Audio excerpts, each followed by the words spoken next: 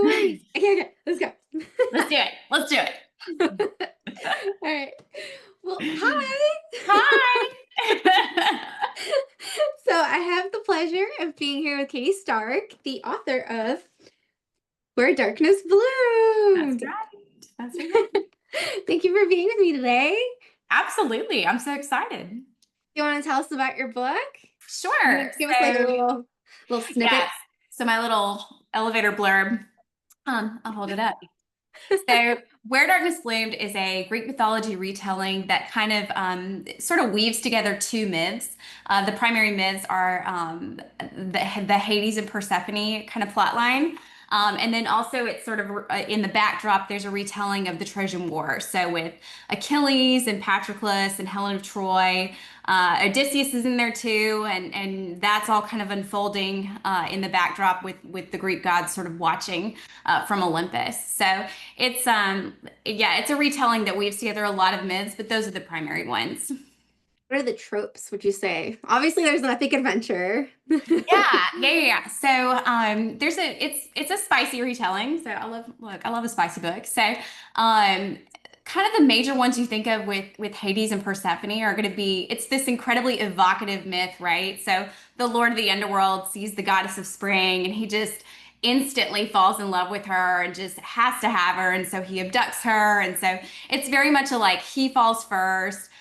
They get married in the underworld. I don't feel like I'm giving anything away saying that. So there's very much like a my wife kind of vibe. Without giving away spoilers for other characters, there's also sort of a touch her and die kind of theme to a few other ones that's maybe a little bit more subtle than you see in a lot of commercial fiction these days, but it's definitely there. So, but very much sort of broody MMCs, fierce queens, all the good stuff. With it being like Greek mythology, how are you able to tie it in and make it so relatable? Because I feel like there was so many little things with like relationships and their personalities that was so relatable to now. Like with Persephone and like being controlled by her mom or like wanting to be approved by her and like feeling like she needed to like branch out. Or with like Hephaestus and Aglaia, like their love, oh, it's so epic. It's so beautiful. But he faces a lot of like self fears and like almost I might do a spoiler, almost rejects her and stuff. And so like how do you tie all that in, all those real life things into something that's Greek mythology? Yeah, so I think the way I started it was I started with the bones of Greek mythology because that's the way I like to read my Greek mythology retellings. I don't like when the story gets so far away from the myth that I don't recognize the myth anymore. But I did try to pull in myths that aren't sort of overdone. So like Mhm. Hephaestus, there's not that many books out there that kind of touch on No. the story. And I think he's got such a good story that's so full of such human emotions like rejection, problems with family, problems with parents. And so I took his myth, which his myth is that he gets kind of yeeted off of Mount Olympus by his mother because he's lame in one leg.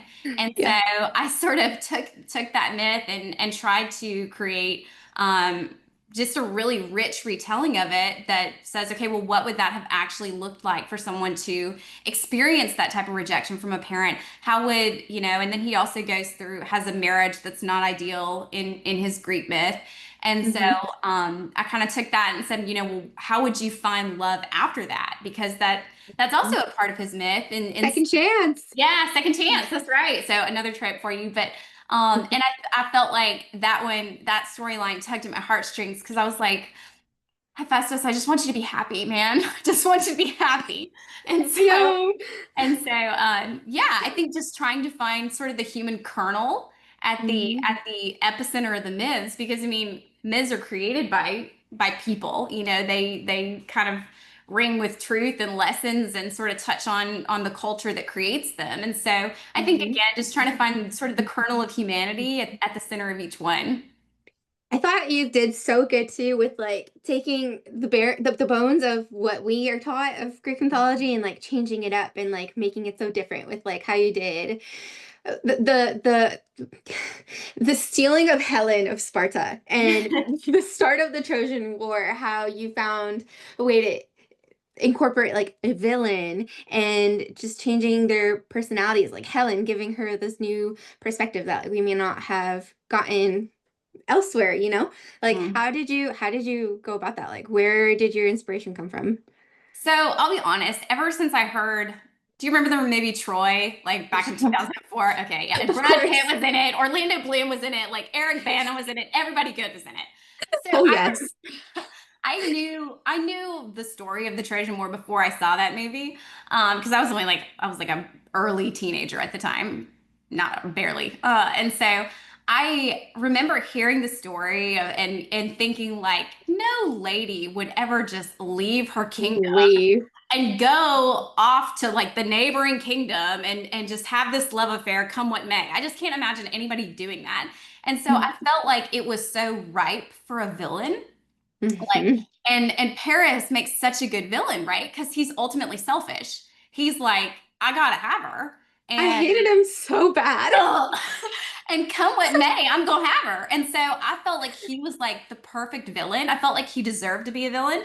And Hmm. honestly, Helen's mythology is kind of silent on that point, whether or not Hmm. she went willingly, whether or not she was That's abducted. And so there was enough sort of freedom in that for me to say, well, I'm gonna write the version that I feel like would probably ring the most true for that time period, which mhm. is she's the most beautiful woman in the world, and she was stolen, from Yeah. her setting because she was this sort of pawn of man. And so that's the way that I wrote it, and that's the way that was the retelling I always kind of wanted to read, and just never Mhm. really got in her story. I loved it. I loved how you gave her so much personality because, like what you said, she's always just depicted as like the greatest beauty of all, but it's so superficial.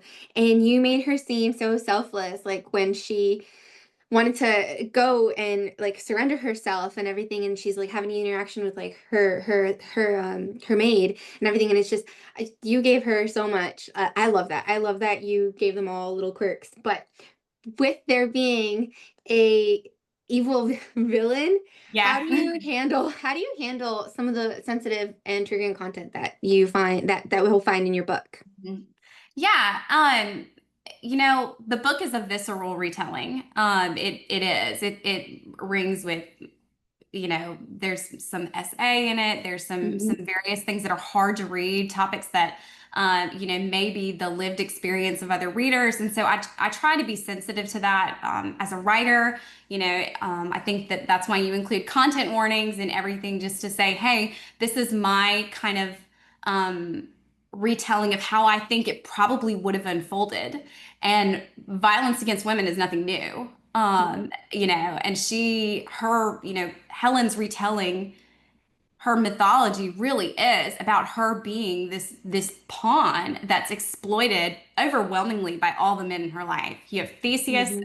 at the from the jump. She's a teenager in that myth, like barely a teenager. Mhm. You've got her Put sort up of for auction, pretty much. yeah. You've got her sort of pseudo stepfather who was like, I've got the cash cow here. Then you've got, the man she's basically pawned off in marriage to, who, again, has her as sort of this prize. And then you've got Paris, who is given her by Aphrodite, basically, who's kind of promised. She's just sort of passed around the campfire. And it's just like, so you want to honor the lack of agency that she comes from. And I think that that makes her arc all the more powerful that, she began as being this pawn, but she found her agency and she's all the more powerful for it as she comes fully into her own throughout the book. But there were scenes that were difficult to write. And I hope that I honored those scenes.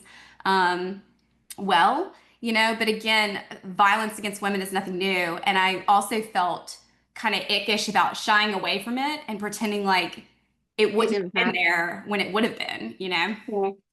I So, thought that I thought that was really brave, and I thought you did it very beautifully, very sensitively. thank you. Um, I I have no qualms about it. I love that you represented it because a lot of people will shy away from it, and with people being so sensitive right now, I think that Mhm. it's smart to be able to be brave and shine a light on those things that they do happen. This is Mhm. something that is overcome, and she does overcome. She finds strength. She keeps Mhm. persevering, and I think that it was a really good balance, honestly. Um, if with it being Greek mythology, with there being romance, with there being the war aspect with the Trojan Mhm. War, if there's something that you wanted to highlight about your book that you think that maybe is being lost or people don't really know about it, what would you want to bring up or what would you want to represent? Oh, that's such a good question. You know, there's a lot of things that go into the book. So, there is the war aspect of it that again, it's just this visceral retelling.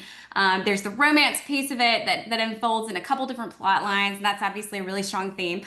I think if there's anything I want readers to take away from it, my big hope of what I hope readers take away, it would be that all of the characters from the start, Troy is doomed. I don't really feel like I'm giving anything away by saying that. Troy falls. Like Troy falls. That's the way it is.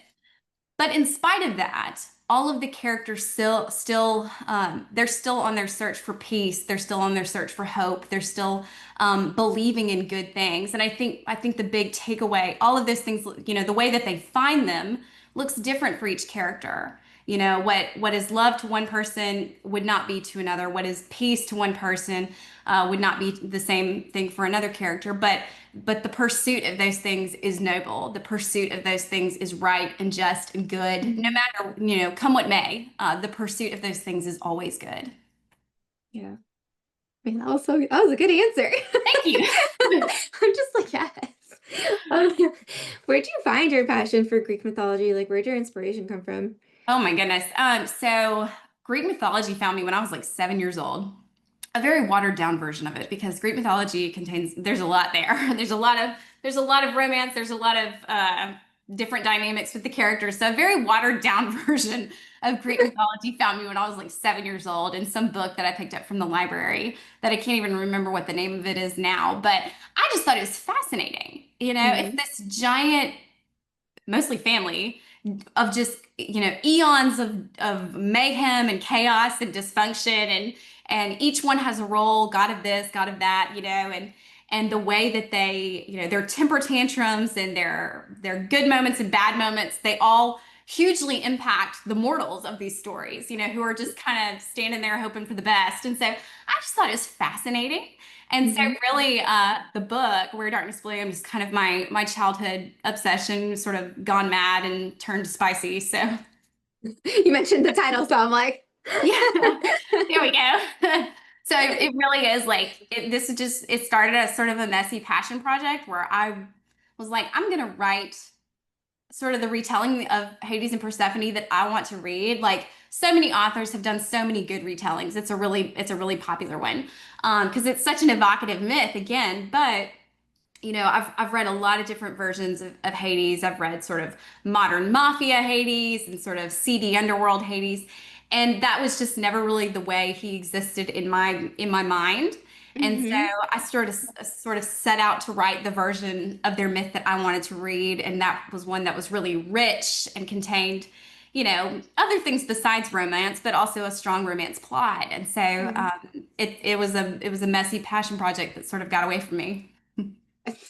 and run away with the story you did because oh my goodness, like you did so good, like, and you with it be like how you said it's so wide, you gave us so much backstories with all of them, you made them feel so real, like you taught us how all of the different gods like came to be, you gave us their origin story, like with them defeating the titans, like there is so much stuff, like there's so much action and so many little subplots and everything, it interconnects so well, like you did so great.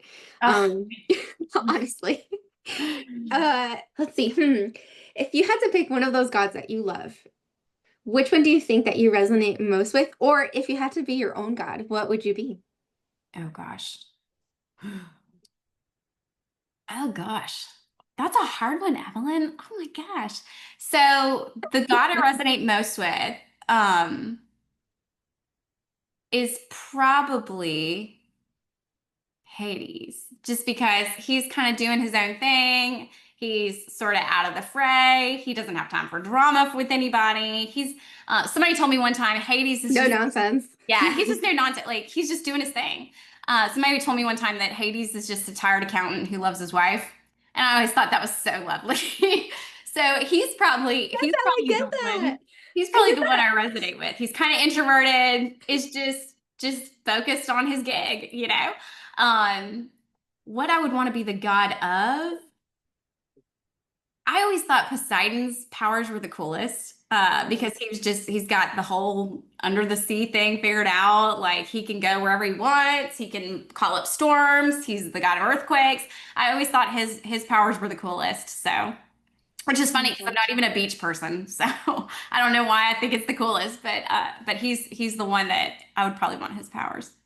Oh my gosh. That's good. That's good. I think that for me, I'd be, I don't want to say the goddess of war, but I love the strength. I love the speed. I love a woman being like, like I Mm, handle this. Athena. Um, but then I'm also like, God, I would love to be Cupid. Like I love love. Oh I'm a yeah. hopeless Yes. romantic, and I love putting people together, finding passion. I'm a sap. Hmm. Let's see. If you could give a piece of advice to someone that's going through the same kind of trials that you're going through right now with being an indie author, starting book two, having it in editing and everything, because we all want more and we all need to know that there's more. What would you offer? Um, so for indie authors who are starting or who are just now debuting or kind of in the throes of it, I would tell them what I probably realized a little bit too late, which is writing the book is the easiest part. So enjoy it, enjoy creating this world. Like it's your imagination come to life. Mhm. You are literally the author of the story. You direct the ship. You get to call the shots. And so enjoy that and just let your imagination go wild. And so the editing can will come, the proofreading will come, but I think you start out crafting the best story you can, and it has to be a story that you yourself want to read. Because if Mhm. you don't even want to read it, who else is going to want to read Who else it? is gonna want to Who read else is it? going to want to read it? So I think enjoy crafting the story. It's the most fun, it's the easiest part of the whole process because then you run into marketing and ads and all the things that sort of come with sort of the minutia that's on the backside of publication where you're trying to make sure that the book gets momentum, gets in front of people, you find your readers, all of that. And I've been so lucky because there's been so many people in my corner, like you, but there's been so many people in my corner, so many people who've come around the book with so much enthusiasm that it's just absolutely about killed me because it's just been so sweet and so lovely to see your work receive such a warm reception. But I think you enjoy every step of it and you Mhm. learn because you can't know everything about everything. So you enjoy and you learn and you chalk up your mistakes to experience and say, we'll get them next time. And then you just keep moving forward. With it being so difficult to break out in there, what would you say was one of the biggest blessings in disguise? Like, was there a failure that kind of like gave you an extra push, or was that a good like, Yeah. hey, like, let's go, Yeah. let's fuck So up? So I made a mistake, not really even a mistake, just a learning experience that I think a lot of new authors have, and that's you know, I've been writing since I was like 12. And so Wow. my laptop is like full of like tons of manuscripts that have been started and abandoned and left and whatever. And I've gotten close. Yippee. Might have to revisit those. I've gotten close to finishing manuscripts before, but Where Darkness Bloom was the first one that I had a clear vision from start to finish, and I executed it. And so about a year and a half ago, I wrote the full plot of Hades and Persephone, and I finished it. And I thought, oh my gosh, I've written a book. Like this thing's done. I have a coherent plot from start to finish. This thing's done. And in reality, it was a first draft. I mean, that's what it is. Don't panic. Don't send it out to a jillion agents. You have a first draft. Don't send it out to anyone. It's a first draft. That's what it is. And so um it hadn't been through editing, it hadn't been through anything else. It was like 65,000 words. And for context, like Where Darkness Flew ended at 113,000, I think. So it nearly doubled by the time it concluded. Yeah. So, but when I finished it, I was so excited because it was the first kind of book plot that I'd ever finished. And so I was like, well, I'm going to send a couple queries and just see what happens. And of course, like it was a first draft, so it was like crickets. I didn't hear anything from anybody. Um, and that was when, through while I was sitting there kind of waiting to hear, I was just kind of ruminating on the plot and was like, I'm not really happy with it. Like, I'm not happy with this sort of 65,000 word draft that I have. Mhm. I don't feel like it's a complete story, and it wasn't. I don't feel like the voice that's currently in this draft is the writing that I'm capable of. I feel like the voice could be a lot, my voice could be a lot sharper. I feel like it could be a lot cleaner. I feel like it could hit a lot harder and tell a better story. And so really, sort of in the waiting phase, where I wasn't hearing anything, I just kind of set a challenge for myself and said, I don't care if this thing sells 3 copies. I'm going to write the best story that I'm capable of creating. And I want to write it in the most beautiful language that I'm capable of crafting. And so really it became a challenge for myself, and I'm so glad I sold more than 3 copies, but it really became a challenge for myself, and that honestly changed the game. That was the point where I said, okay, I need to get an editor. Like I need to hire an editor to professionally, look at this and tell me what's going on and kind of where it needs to improve. And when I started working with an editor, I would say that that's where I went from just being a writer to being an author, because that was just an unbelievably eye-opening experience. It was amazing. Like the things that working with Jess, my editor, like I wasn't, it opened up a new world where I wasn't even aware that certain things were possible in writing. It just opened my eyes enormously. So much so I wish I could go back and relive that again because it was just so amazing. But it was just incredible to me. So yeah. Yep. I So just in lost track essence, of your question, but sorry. no, no, you're good. So okay, so in essence, when you finished it, yes, silence can be a blessing because it's not a no, it's a not now, and it made Right. you do some introspection, and then it made it essentially grow even more. Yeah. And you can always be better. You can always make it even more incredible. So Mhm. silence is not bad. So don't let it discourage you. Don't let it That's stop right. you. Just keep pushing. And a no is not a no. It's a not now. Right. It's, You and did answer you have a better chance. it. There we go. Thank you. You have a chance to kind of cut your teeth. And again, you can't know everything about everything. I didn't Yeah. know what my voice sounded like until I read it on the page for the first Mhm. time. And then it's like it clicked for me that that's my voice. It's not, you know, in the form that I want readers to read, that's me. And so Mhm. and now writing book 2, I will say it's going a million times faster because I know what I sound like now, but I've never written a book before. So it's Mhm. just it's a learning process. You're learning about yourself as a writer, you're learning about book publishing in general. You're learning so much about marketing, more than you ever wanted to know about marketing. But there's just so many pieces to it. And the process is fascinating. So Mhm. even though it comes with some growing pains, enjoy it, really. Yeah. With it being so hard, how do you like mentally recharge yourself, or how do you keep yourself from burning out or letting the stress defeat you? Sure. So planning ahead. If you think something's going to take a week, plan for 2 weeks. Definitely cushion your timelines.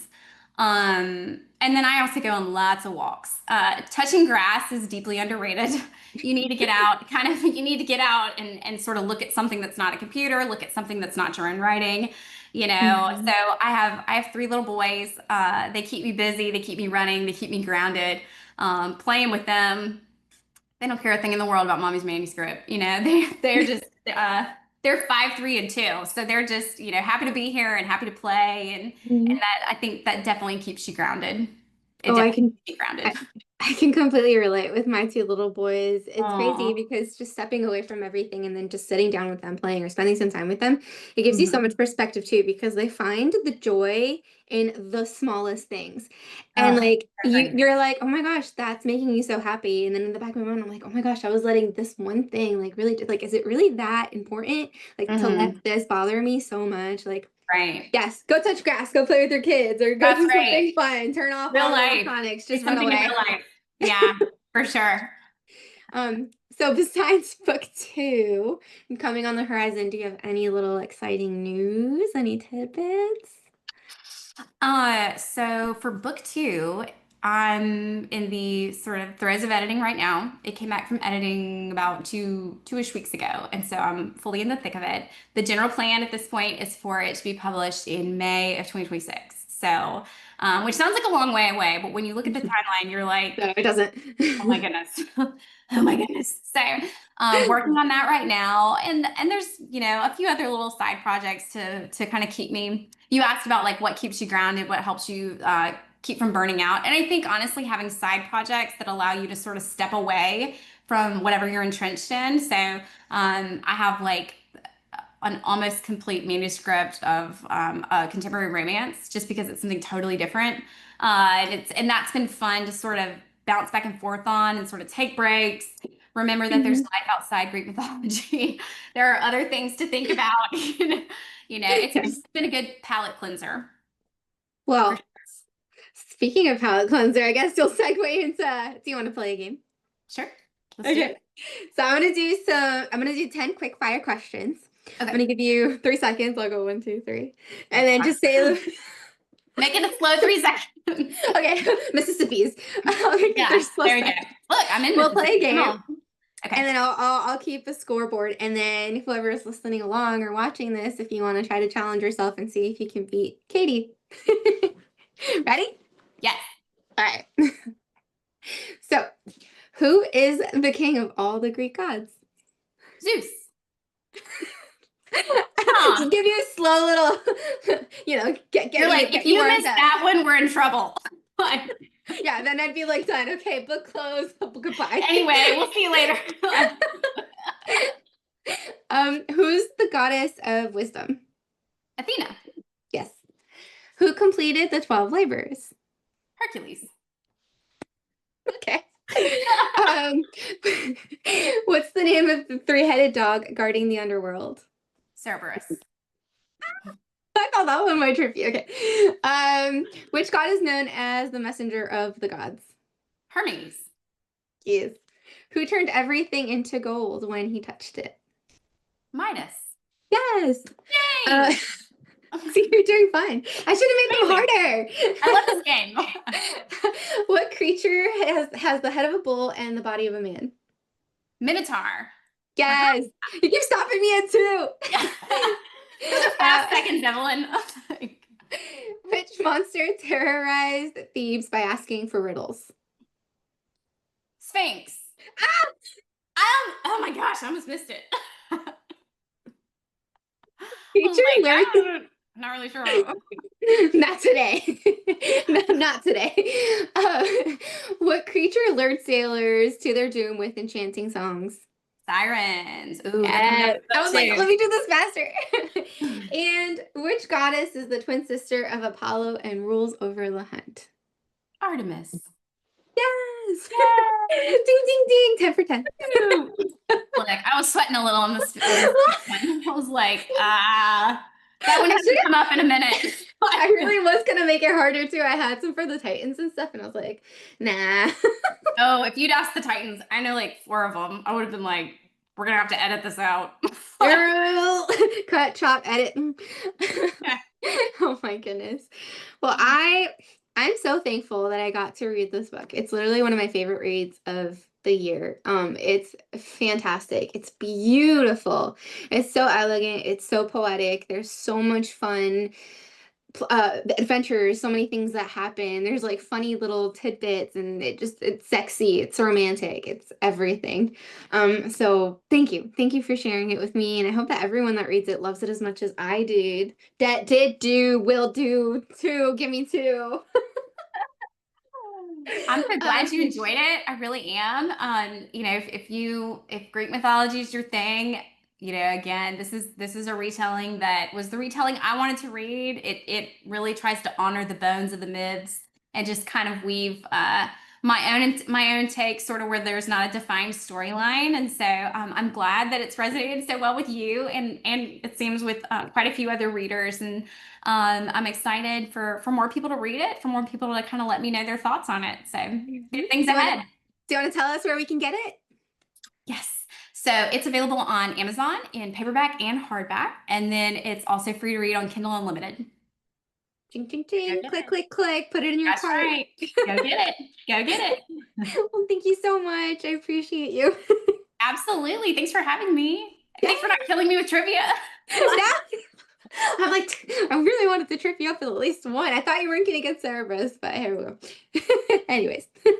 There we go. Maybe next time. Next time. But thank you so much. And I hope that everyone definitely reads it. Awesome. Thanks.